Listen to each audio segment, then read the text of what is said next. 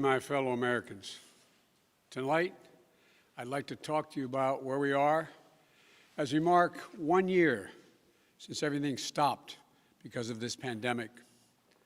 A year ago, we were hit with a virus that was met with silence and spread unchecked. Denials for days, weeks, then months. That led to more deaths, more infections, more stress, and more loneliness. Photos and videos from 2019 feel like they were taken in another era. The last vacation, the last birthday with friends, the last holiday with extended family. While it was different for everyone, we all lost something. A collective suffering, a collective sacrifice. A year filled with the loss of life and the loss of living for all of us. But in the loss, we saw how much there was to gain in appreciation, respect, and gratitude. Finding light in the darkness is a very American thing to do. In fact, it may be the most American thing we do. And that's what we've done. We've seen frontline and essential workers risking their lives, sometimes losing them, to save and help others. Researchers and scientists racing for a vaccine. And so many of you, as Hemingway wrote, being strong in all the broken places. I know it's been hard. I truly know. As I've told you before, I carry a card in my pocket with the number of Americans who have died from COVID to date. It's on the back of my schedule. As of now, total deaths in America, 527,726. That's more deaths than in World War I, World War II, the Vietnam War, and 9/11 combined. There were husbands, wives, sons and daughters, grandparents, friends, neighbors, young and old. They leave behind loved ones, unable to truly grieve or to heal, even to have a funeral. But I'm also thinking about everyone else who lost this past year to natural causes, by cruel fate of accident or other disease. They too died alone. They too leave behind loved ones who are hurting badly. You know, you've often heard me say before, I talk about the longest walk any parent can make is up a short flight of stairs to his child's bedroom to say, I'm sorry, but I lost my job. Can't be here anymore. Like my dad told me when he lost his job in Scranton. So many of you have had to make that same walk this past year. You lost your job. You closed your business. Facing eviction, homelessness, hunger, a loss of control, maybe worst of all, a loss of hope. Watching a generation of children who may be set back up to a year or more because they've not been in school because of their loss of learning. It's the details of life that matter the most. And we miss those details, the big details and the small moments.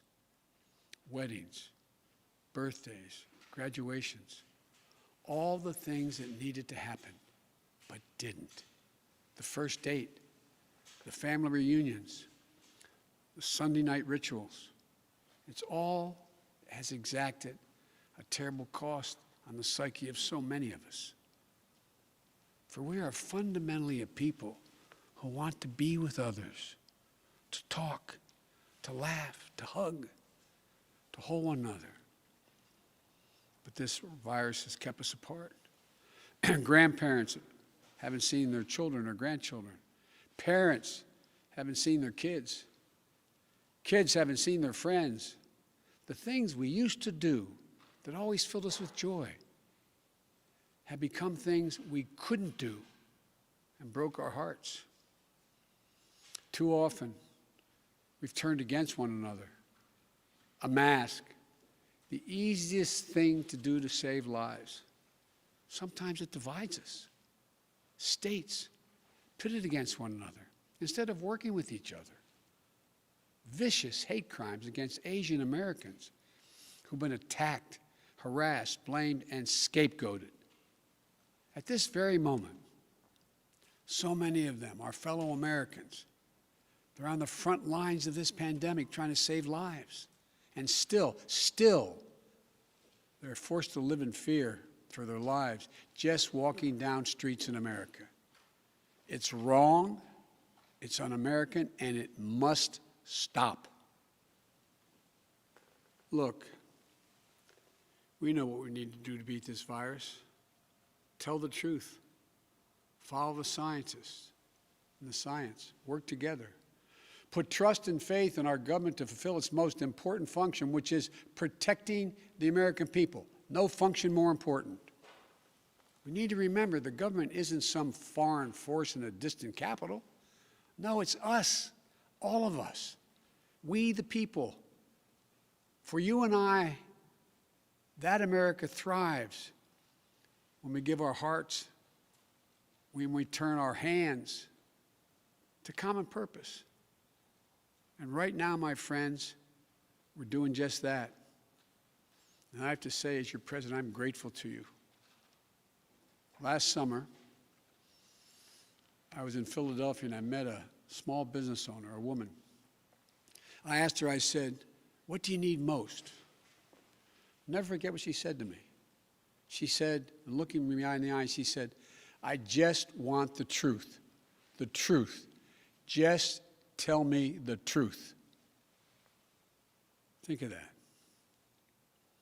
My fellow Americans, you're owed nothing less than the truth.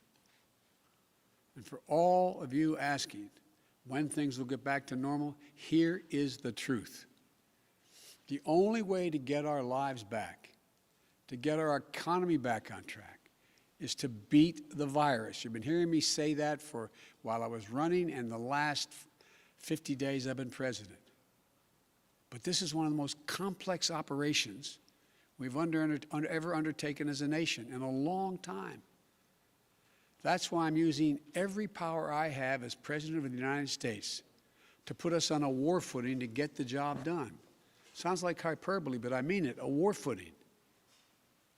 And thank God we're making some real progress now. In my first full day in office, I outlined for you a comprehensive strategy to beat this pandemic. We've spent every day since attempting to carry it out. 2 months ago, this country didn't have nearly enough vaccine supply to vaccinate all or ever near all of the American public. But soon we will. We've been working with vaccine manufacturers, Pfizer, Moderna, Johnson & Johnson, to manufacture and purchase hundreds of millions of doses of these 3 safe, effective vaccines. And now, at the direction and with the assistance of my administration, Johnson & Johnson is working together with a competitor, Merck, to speed up and increase the capacity to manufacture new Johnson & Johnson vaccine, which is one shot. In fact, just yesterday, I announced, and I met with the CEOs of both companies, I announced our plan to buy an additional 100 million doses of Johnson & Johnson vaccines. These 2 companies, competitors, have come together for the good of the nation, and they should be applauded for it. It's truly a national effort, just like we saw during World War II. Now, because all the work we've done, we'll have enough vaccine supply for all adults in America by the end of May. That's months ahead of schedule. And we're mobilizing thousands of vaccinators to put the vaccine in one's arm, calling active duty military, FEMA, retired doctors and nurses, administrators, and those to administer the shots. And we've been creating more places to get the shots. We've made it possible for you to get a vaccine at nearly any one of 10,000 pharmacies across the country, just like you get your flu shot.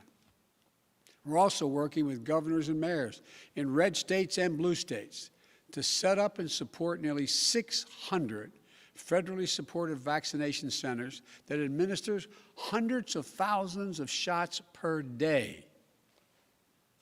You can drive up to a stadium or a large parking lot, get your shot, never leave your car, and drive home in less than an hour.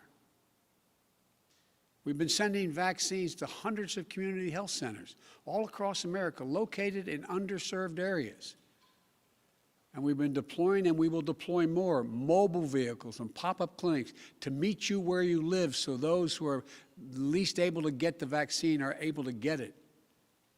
We continue to work on making at-home testing available. And we've been focused on serving people in the hardest hit communities of this pandemic: Black, Latino, Native American, and rural communities. So what does all this add up to? When I took office 50 days ago, only 8% of the Americans, after months, only 8% of those over the age of 65 had gotten their first vaccination. Today, that number is 65%. Just 14% of Americans over the age of 75 50 days ago had gotten their first shot. Today, that number is well over 70%. With new guidance from the Centers for Disease Control and Prevention, the CDC, that came out on Monday, it means simply this: millions and millions of grandparents who went months without being able to hug their grandkids can now do so. And the more people are fully vaccinated, the CD will continue to provide additional guidance on what you can do in the workplace, places of worship with your friends, as well as travel. When I came into office, you may recall, I set a goal that many of you said was kind of way over the top. I said I intended to get 100 million shots in people's arms in my first 100 days in office.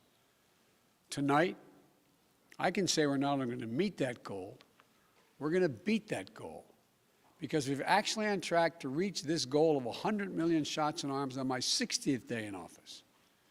No other country in the world has done this. None. Now, I want to talk about the next steps we're thinking about. First, tonight, I'm announcing that I will direct all states, tribes, and territories to make all adults, people 18 and over, eligible to be vaccinated no later than May 1. Let me say that again. All adult Americans will be eligible to get a vaccine no later than May 1. That's much earlier than expected. Let me be clear. That doesn't mean everyone's going to have that shot immediately, but it means you'll be able to get in line beginning May 1. Every adult will be eligible to get their shot. And to do this, we're going to go from 1 million shots a day that I promised in December, before I was sworn in, to beating our current pace of 2 million shots a day, outpacing the rest of the world. Secondly, at the time when every adult is eligible in May, we will launch, with our partners, new tools to make it easier for you to find the vaccine and where to get the shot, including a new website that will help you first find the place to get vaccinated and the one nearest you. No more searching day and night for an appointment for you and your loved ones. Thirdly, with the passage of the American Rescue Plan, and I thank again the House and Senate for passing it, and my announcement last month of a plan to vaccinate teachers and school staff, including bus drivers, we can accelerate massive nationwide effort to reopen our schools safely and meet my goal that I stated at the same time, about 100 million shots, of opening a majority of K through 8 schools in my first 100 days in office. This is going to be the #1 priority of my new Secretary of Education, Miguel Cardona. Fourth, in the coming weeks, we will issue further guidance on what you can and cannot do once fully vaccinated, to lessen the confusion, to keep people safe, and encourage more people to get vaccinated. And finally, fifth, and maybe most importantly, I promise I will do everything in my power. I will not relent until we beat this virus. But I need you, the American people. I need you. I need every American to do their part. And that's not hyperbole. I need you. I need you to get vaccinated when it's your turn and when you can find an opportunity. And to help your family, your friends, your neighbors get vaccinated as well. Because here's the point. If we do all this, if we do our part, if we do this together, by July the 4th, there's a good chance you, your families and friends will be able to get together in your backyard or in your neighborhood and have a cookout or a barbecue and celebrate Independence Day. That doesn't mean large events with lots of people together, but it does mean small groups will be able to get together. After this long, hard year, that will make this Independence Day something truly special, where we not only mark our independence as a nation, but we begin to mark our independence from this virus. But to get there, we can't let our guard down. This fight is far from over. As I told the woman in Pennsylvania, I'll tell you the truth. July 4th with your loved ones is the goal. But a lot can happen. Conditions can change. The scientists have made clear that things may get worse again as new variants of the virus spread. We've got work to do to ensure that everyone has confidence in the safety and effectiveness of all 3 vaccines. So my message to you is this. Listen to Dr. Fauci, one of the most distinguished and trusted voices in the world. He's assured us the vaccines are safe. They underwent rigorous scientific review.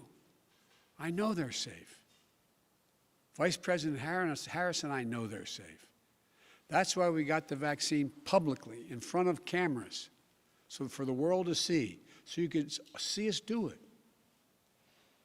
The First Lady and the Second Gentleman also got vaccinated. Talk to your family, friends, your neighbors, the people you know best who've gotten the vaccine. We need everyone to get vaccinated.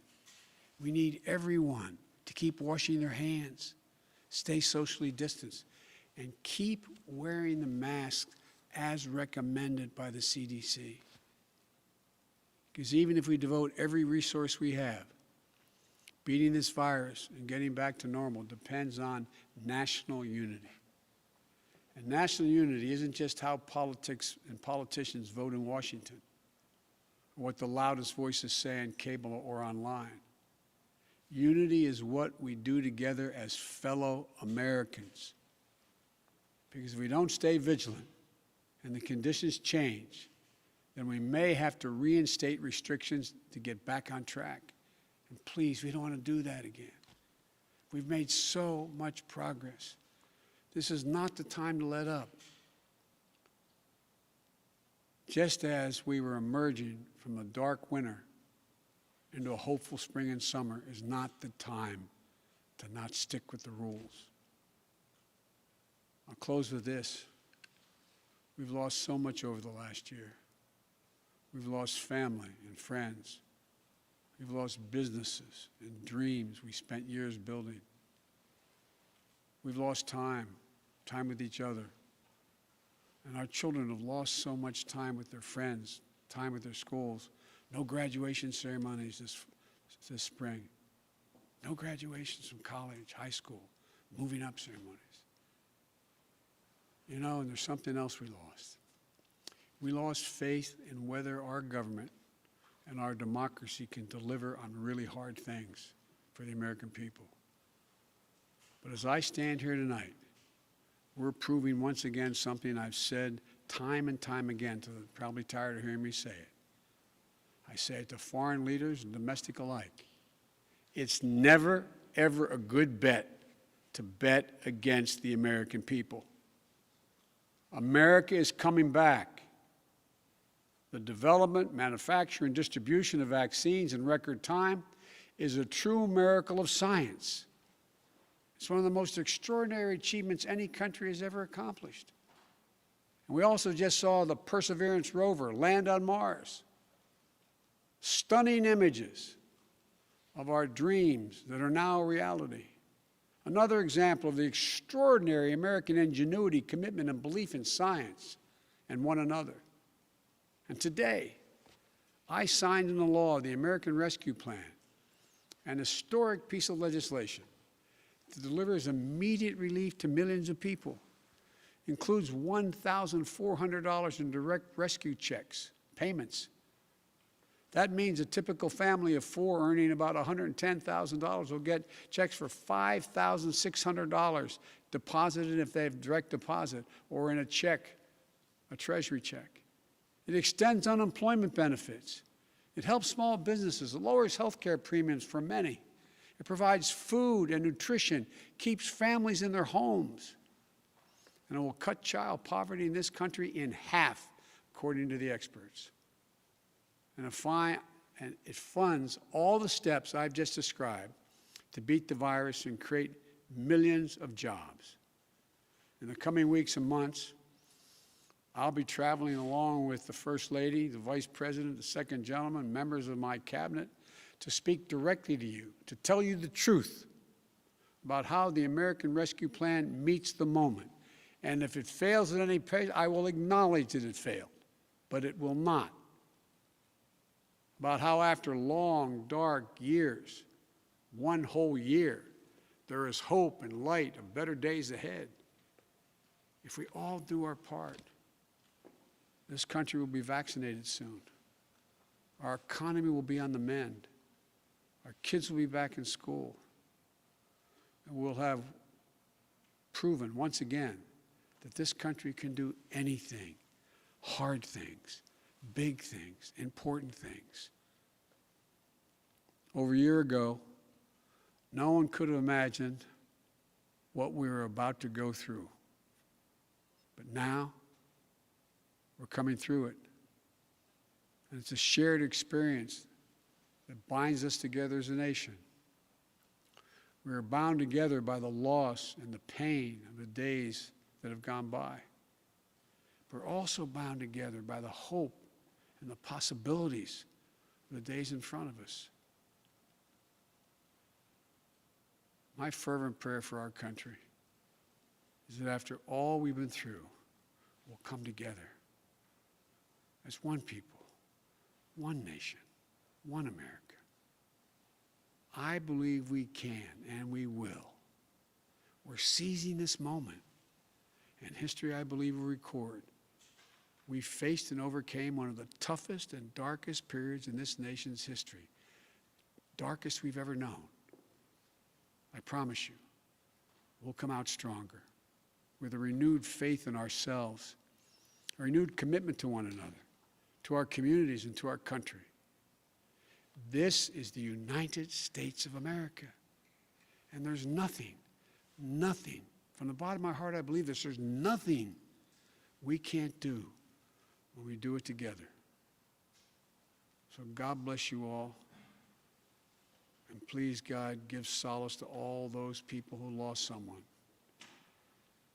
And may God protect our troops.